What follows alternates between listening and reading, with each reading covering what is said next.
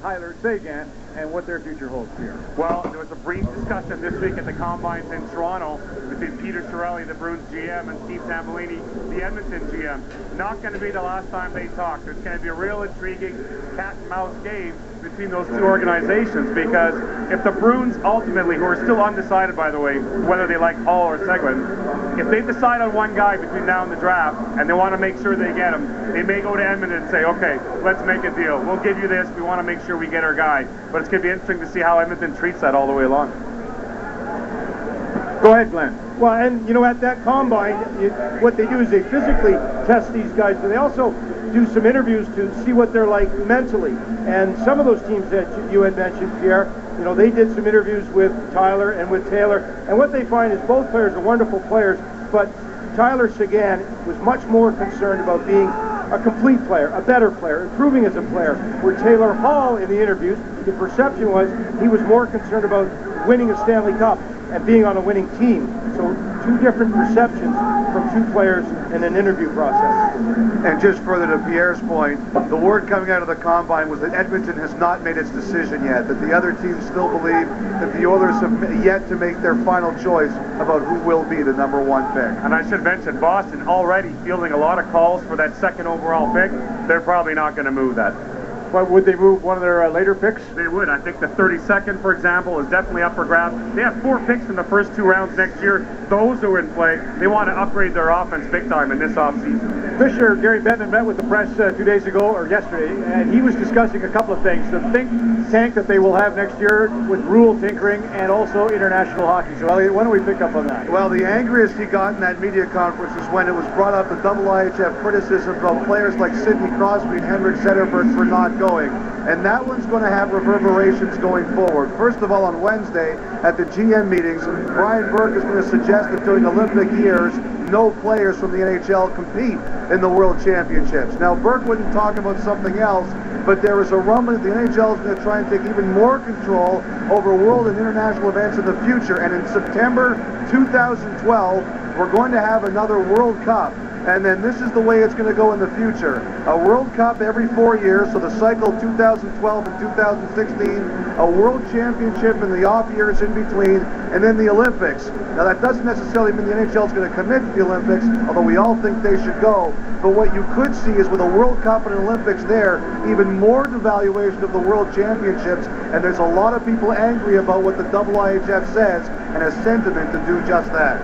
Well, IIHF's not going to like any of this, because for them, the reason they have a World Championship in an Olympic year, the reason they have one every year, it's a big money maker. They make a ton of cash. They make more off the Worlds. They get more viewers than the NHL gets from the Stanley Cup Finals. But Pierre, to be clear, and Glenn, you can join us on this, but I've always maintained that's to develop players, right? The NHL only gives Hockey Canada, I think, around $5 million, USA Hockey $8 million, and no transfer agreements right now with Europe. So all the players that are developed who become your NHL are developed by the IIHF. There is a reason.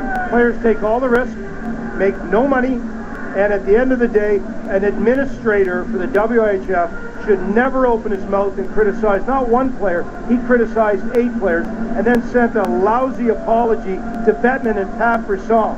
He was forced almost at gunpoint to send it to the players, and he says, oh, the PA's requested that I do this.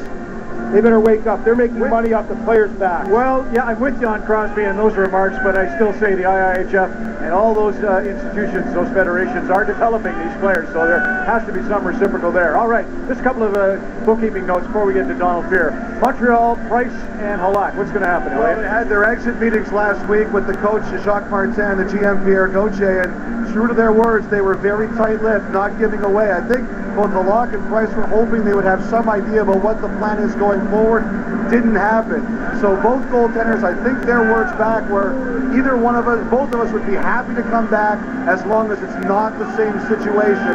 However, we don't know what Montreal's going to do. I think it'd be ridiculous for Montreal to trade one. Why are they letting the 2 goalies dictate what they're going to do in goal? They have 2 young goalies. You don't know what you have yet in Carey Price. Why would you trade him before he becomes the goalie a lot of people think he will? And Halak's only 26 years old. Keep them both. My only theory on that, Glenn, would be that Halak played with the comfort of Price behind him, did a great job, Now you move him when he's at his hottest. I know a lot of people think that's crazy because they love Halak. So what do you think? He's like Rodney Dangerfield. Like, when are we going to give this guy some credit? Sure, okay. For taking his team. The other guy, he's the darling. You want him to succeed. Both goalies are not going to live in that circumstance, period. And you know what? You might not like it here, but they are restricted free agents. They can leave if they want. The KHL can't be calling. Good. Okay, Lidstrom. Dick Lidstrom will hand over his decision to Red Wings GM Ken Holland in the next 7 days, and I think the whole Red Wings front office is holding its breath because they really want him back. They believe he's still a great player. He's a free agent, so they'll have to sign him if he decides to come back. But he's not going to make $7.4 million. They'll have to take a bit of a shave there. Todd Bertuzzi and Thomas Holmstrom. The Rings would like to bring them both back. They're both free agents. They've already started contract talks with both players. Sergei Gonchar. Sergei Gonchar, his agent J.P. Barry, had a long meeting with Ray Shero, the Penguins, at the Combines in Toronto. Still no resolution. Term the issue. Gonchar, over 35 years old. They want 2 years. The Penguins, I don't think, want to give more than 1 year. All right, the Players Association, Glenn. What's going on with, Don Fear? Search committee meets next week, and they need some decisions because decisions have to be made at the PA. It's been far too long without a leader. Either Don is in, or they have to find someone who is in. I have no doubt, though, that he will be in some form or shape. He will be part of the process. How much he wants to bite off, that decision will be his, but they have to come to some decision, and it's got to be sometime pretty soon. All right, NHL rules. Well, R&D camp this summer, right. yep. Well, Brian Burke has had some ideas. First of all, like a lot of GMs, he wants to find out about this R&D camp at the GM's meeting. What is this all about? And he's got some ideas. This one's for Grapes. He wants to touch again on the modified icing rule that they have in the USHL, where there's a race to the puck until the hash marks, and then it's an icing or it's not an icing to prevent injuries near the end boards. And the one thing is that what Brendan Shanahan said he's going to do is he's going to take email suggestions from everybody all around the game. They'll take a look at which ones they want to go with, and then they'll decide which ones to put in place. But he did say they won't use new goaltender equipment there because they thought it would be unfair to put 17 and 18-year-old prospects in the new goaltending equipment. Another rule change that Burke wants to put on the table Wednesday, wider blue lines to help the flow of the offensive zone and a ringette line at the top of the circles where a defenseman can't make a quick chip off the glass. He's got to get past that point. Yeah, how'd you know that? I thought I read it on your email, Jimmy. Thanks, Pierre. Elliot, Glenn. We'll come back with Scott Oak and Kelly Rudy on Hockey Night in Canada.